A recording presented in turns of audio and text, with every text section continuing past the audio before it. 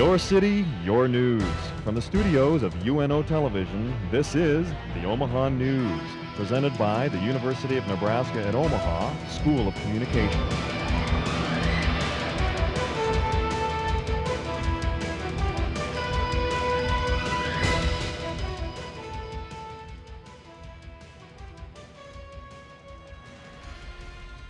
UNO students are finding new reading materials on campus.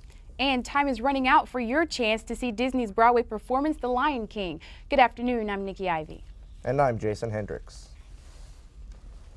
It's been 1 month since LB 454 came into effect. The Nebraska law allows eligible citizens to carry a concealed weapon anywhere within state boundaries. And as Natalie Krings reports, there's a lot of Nebraskans applying for that right. Just because legislators passed a Nebraska law allowing Nebraskans to carry concealed weapons doesn't mean it's easy to do so. If they're 21 years of age and they're not prohibited by statute from carrying a handgun, and they can't be convicted of any felonies and not judged mentally incompetent or found mentally ill. Only then will the Nebraska State Patrol, who issues concealed weapons permits, let you start the application process. Individuals who want to carry those permits go through the application process. They have to have a state certified training course first. Omaha resident Pat Smith is one of a dozen or so certified instructors, and he alone has already certified nearly 100 people, all wanting their right to bear arms. People want to affirm their rights and exercise their rights. I think that's the biggest reason. I don't think a lot of these guys are going to be carrying their guns around. Jay carries a concealed weapon. Most of all, protect myself from the people that shouldn't be carrying guns. Not only does LB 454 aim to keep concealed weapons out of the hands of those who shouldn't have them, it also protects those who don't want them around at all by banning them from schools, parks, churches, and other places where emotion can run high. For the Omaha News, I'm Natalie Krings. The State Patrol says anyone interested in carrying a concealed weapon in Nebraska should first log on to the state's patrol website at nsp.state.ne.us. From there, citizens can find out if they're eligible, how to sign up for a course, and if they're willing to obey the rules of gun safety. The man arrested in February for killing Amber Harris has finally been charged. Roy Ellis Jr. was charged with first-degree murder Tuesday, and prosecutors say they are seeking the death penalty. Amber's remains were found half buried in Hummel Park in May. She had been missing since late November of 2005. An NFL legend was back at his alma mater, UNO, this afternoon.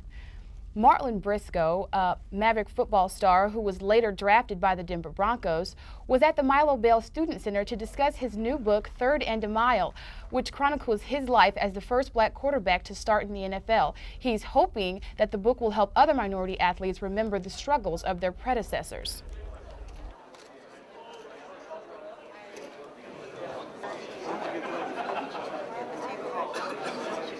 A lot of guys don't know what we went through. Hopefully when they read this book, they'll understand what it took for us to go through, and the end result is what they're facing now. They go out there and play.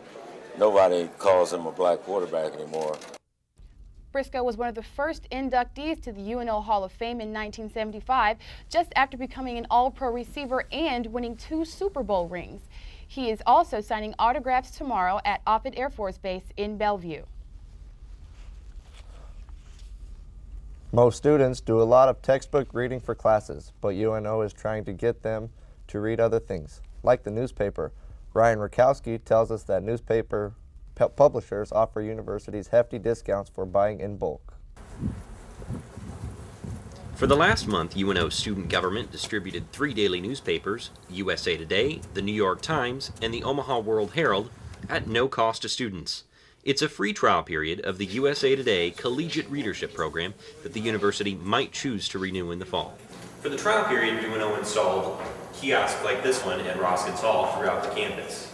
Newspaper kiosks were installed at 6 other campus locations: the Milo Bale Student Center, Durham Science Center, University Library, Hyper, Arts and Sciences, and the Peter Kiewit Institute. Latavia Adams is the Legislative and Public Relations Officer for UNO's student government. She says that if the program is implemented, it would translate to a $3 to $5 increase in student fees, but that the effectiveness of the program would be easy to measure. We can monitor how many papers are being picked up, how many papers are left, what days or more papers being picked up. But the program's renewal depends on positive feedback and survey results in response to the pilot program. UNO student Michael Buckley is taking advantage of the trial period, but could do without one of the papers. Not the New York Times. Not the New York Times? I like the New York Times. But these two, which I chose, I do like.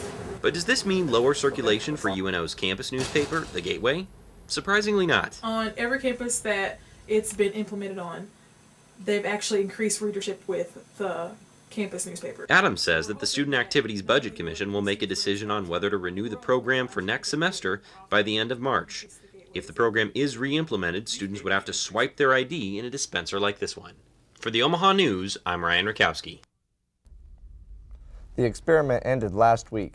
Now student government will assess how successful it was. Even if student government decides it was wildly popular, the papers won't be available again until next fall. Coming up, we'll give you a glimpse of the Broadway play the community has raved about for nearly a month. And later, we'll talk to the coach of the Nebraska Red Dogs about his upcoming conference tournament. You're watching the Omaha News.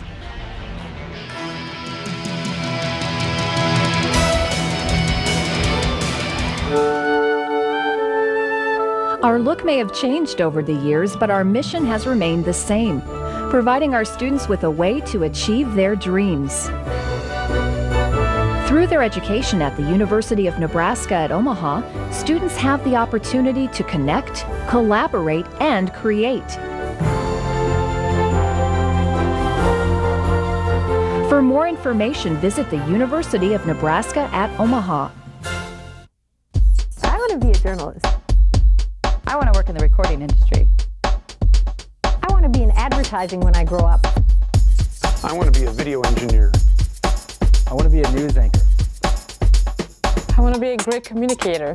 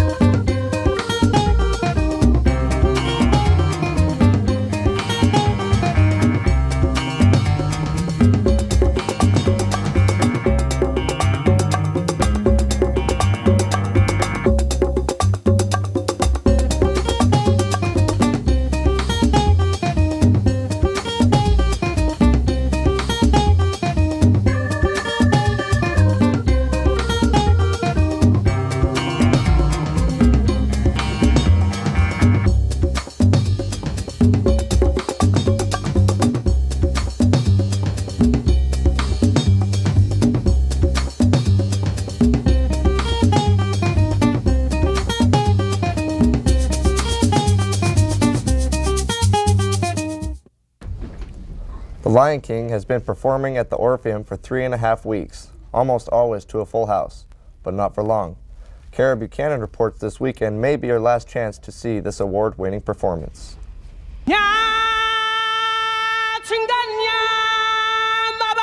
If you're like me, that clip just gave you goosebumps. Imagine having goosebumps for 2 hours straight.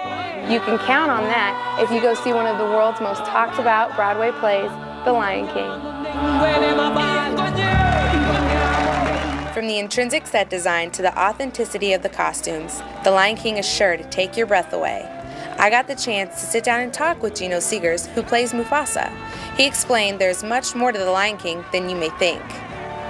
I think it's a story that each and every person in this world can relate to simply because it's about a journey.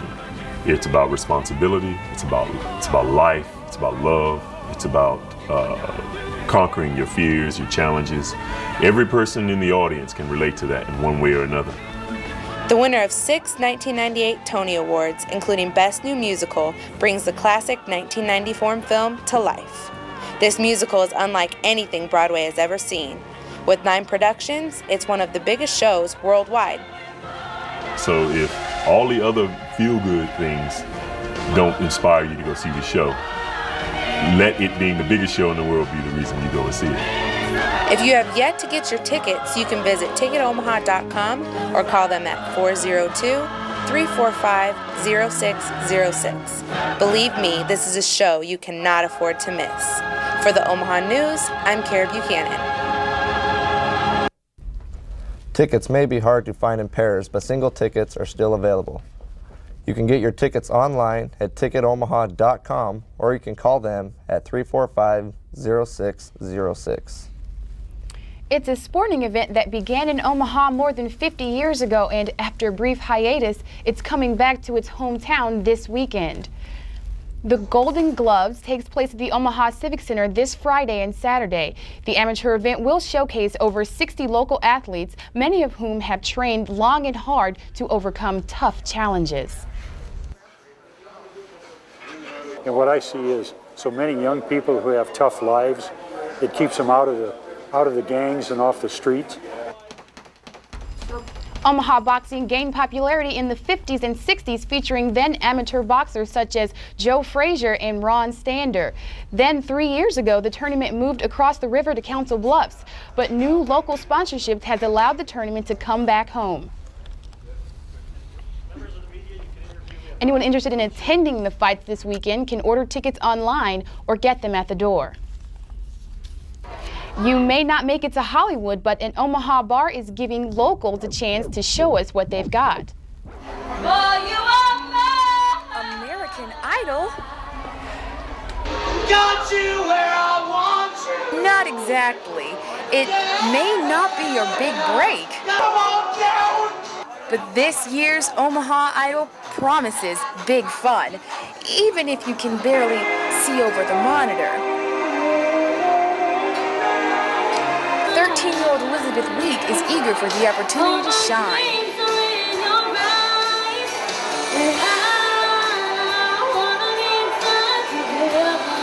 I'm gonna win. The attitudes around here tonight seem to be pretty confident, but before you write your acceptance speech, you should know you're not just up against other starry-eyed hopefuls. You'll also compete with noisy crowds and big screen TVs, because not everyone comes to enjoy the show. I don't really get into the karaoke. My wife drags me out here. I don't really like coming. If you still think you've got the pipes, drag all your friends down to Buffalo Wild Wings on 48th and L and take the stage. You don't even have to know the words. The contest begins tonight at 9 p.m. There is a $5 entry fee. And later, the Super Bowl is over. We'll find out where the fans this year decided to watch the game. Up next on the Omaha News, we'll talk to a man who doesn't let anything get in the way of a good basketball game for himself or anyone else.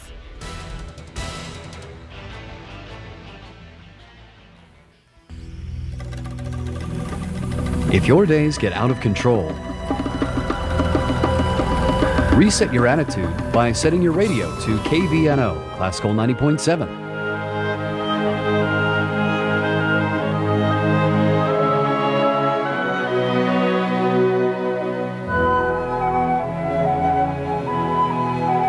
Discover your own personal oasis of serenity on KVNO, Classical 90.7. Our look may have changed over the years, but our mission has remained the same, providing our students with a way to achieve their dreams. Through their education at the University of Nebraska at Omaha, students have the opportunity to connect, collaborate, and create. For more information, visit the University of Nebraska at Omaha. You're watching a channel of the Knowledge Network of Greater Omaha. To help make the most of your viewing, you can also visit us on the internet at www.tknomaha.org. You'll find detailed program schedules of Knowledge Network programming, including on-air classes, documentaries, and how-to programs. At www.tknomaha.org, you'll also find more information about our original featured programs. We believe TV should be entertaining and educational. So point, click, and learn more about the Knowledge Network. See where to find the Knowledge Network on your cable system. Learn more about who the supporting members are and why the Knowledge Network of Greater Omaha is committed to educational programs for all learners. Online and on the air, the Knowledge Network stands for Smart TV. Remember, you can visit the Knowledge Network homepage at www.tknomaha.org. The Knowledge Network. It's TV for your brain. Smart, huh?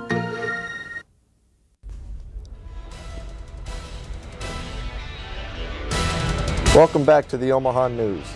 Mike Colt lost the use of his legs when he was still a teenager, but if anything, Mike has used that to excel in an athletic career that has taken him around the world. He is a Paralympic athlete and traveled all over the world on U.S. national teams in hockey, basketball, and softball. Now he's head coach of the Nebraska Red Dogs wheelchair basketball team. This weekend, his team will be hosting its conference tournament right here at UNO in the Health and Recreation Building. Glad to have you here, Mike. Thanks for joining us. Thank you. Okay, we'll start off. How did the Red Dogs get started?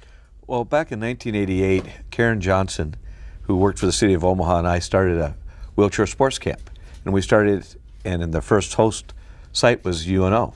And after a couple of years of that, the kids decided they wanted more, and other than the week camp that we were giving them. And so we started a basketball team, and it's just grown from there. So what age group are the kids that play? We accept just about anybody, as long as they're in school.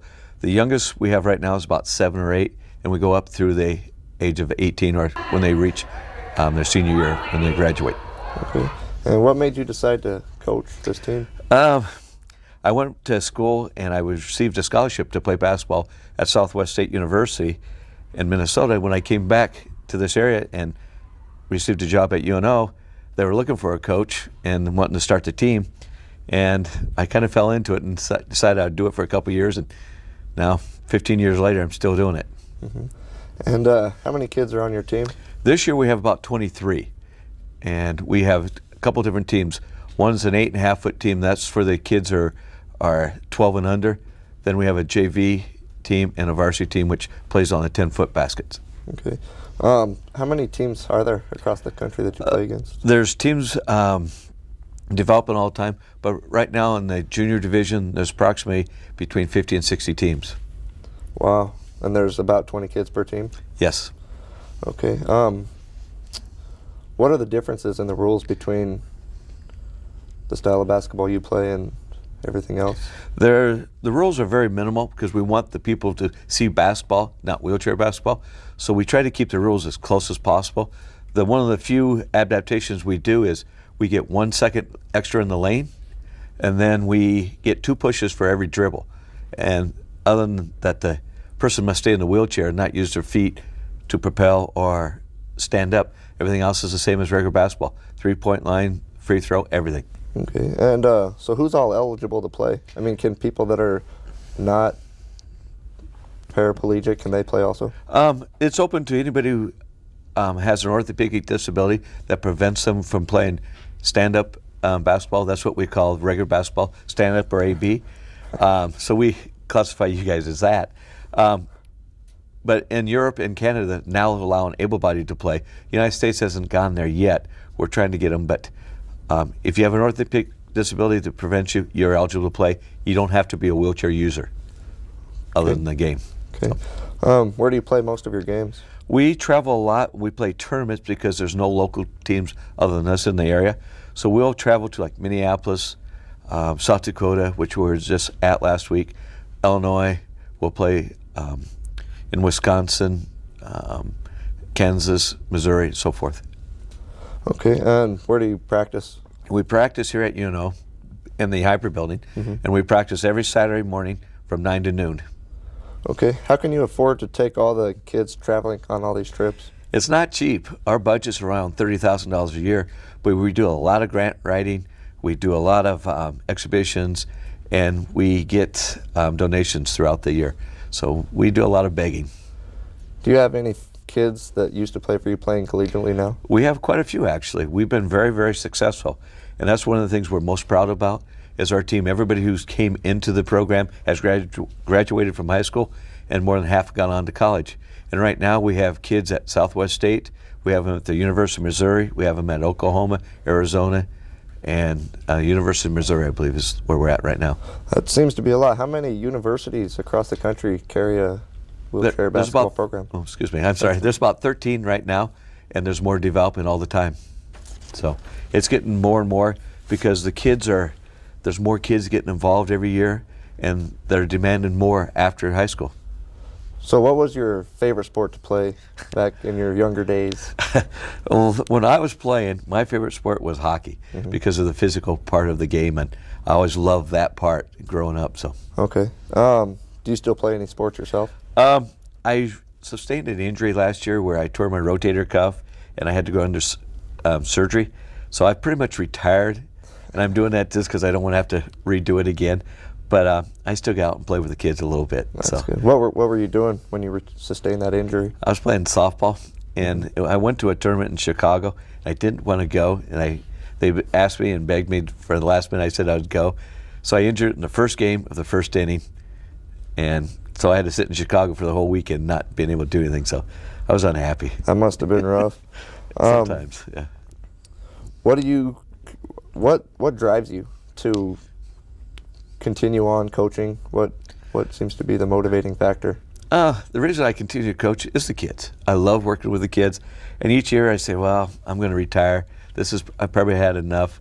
But when you work with the kids and every year you see what they've done, what they've accomplished, and you look and see the kids growing up that are coming right behind them, and you say, well, I can't leave yet. I promised these kids I'd be around. So it's that just working with the kids and seeing them succeed is what keeps me going and why I love it. Okay, real quick, what do you see yourself doing in the next 10, 15 years? Probably still coaching the Red Dogs and hoping it to expand to other activities and other sports and having a lot bigger pool of activities for them. All right, well, thanks for joining us, Mike. Thank you. Coming up next, where were you when the Super Bowl started and finished? We'll show you some people in Omaha celebrating the game.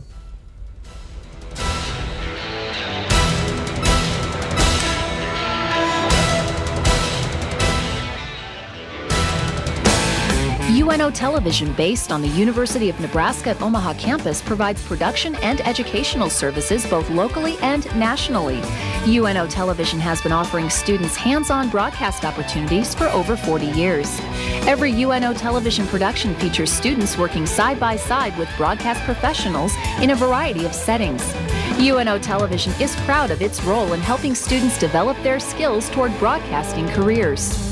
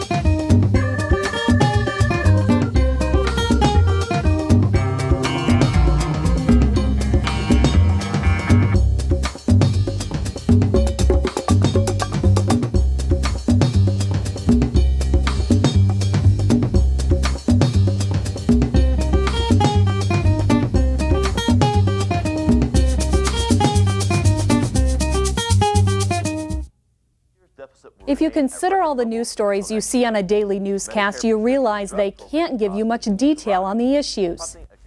But you can learn more about the issues that really matter if you consider this. I'm Andrea McMaster. Join me each week on Consider This, a program that examines the issues that really matter to Nebraskans. Watch Consider This each week on the Knowledge Network.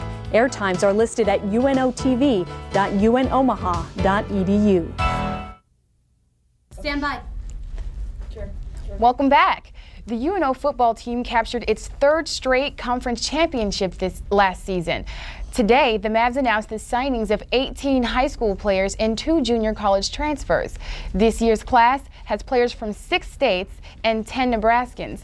Local prep standouts include Steve Heinman from Papillion, Tyler Vandeman from Bellevue West, and BJ Lawrence from Northwest. This past Sunday, the Indianapolis Colts defeated the Chicago Bears in Super Bowl 41. For many, going to the bar to watch the game is a yearly ritual, but that is not always the option. Super Bowl Sunday is a yearly competition between the AFC and NFC champions. Many Americans choose not to go to a bar to watch the game. They go to a house party. Turn. Amongst the friends, they trade off every year, and we have a new house, and big enough for a lot of people. Most partygoers like the friendly environment a house party offers. Personally, for me, it's because it's more personable. You're around your friends, you're around people who you feel comfortable with. It's not smoke-free environment. Not only does the game attract viewers, but the commercials that fill in the breaks always seem to attract a lot of attention. And because there is less noise at a house, people can hear the commercials better. Not only do you get to spend time with your friends, you also get to sample a wide buffet of foods. I get to bring my own alcohol, drink what I want for the price that I want. I got plenty of food, everybody brings food. Also during breaks in the game, leisurely activities keep people occupied for free. I don't have to worry about driving home, we can all stay here. It's a good deal. It's a good deal staying over here at the house, somebody's house, drinking a lot of beer, having a good time. So for the future, people might want to consider spending the evening at a house to watch the game and hang out with friends. And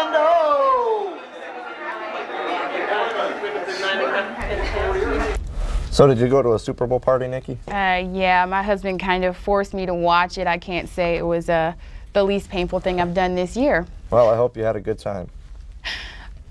A proposed new soccer and football field for Omaha South High School is expected to be approved by the Omaha Public Schools. Plans call to turn Collin Field on 22nd and L Streets into a stadium with a capacity of 3,200 fans. The project, which is estimated at $8.7 million, will cost OPS taxpayers about a quarter of that at $2.2 million.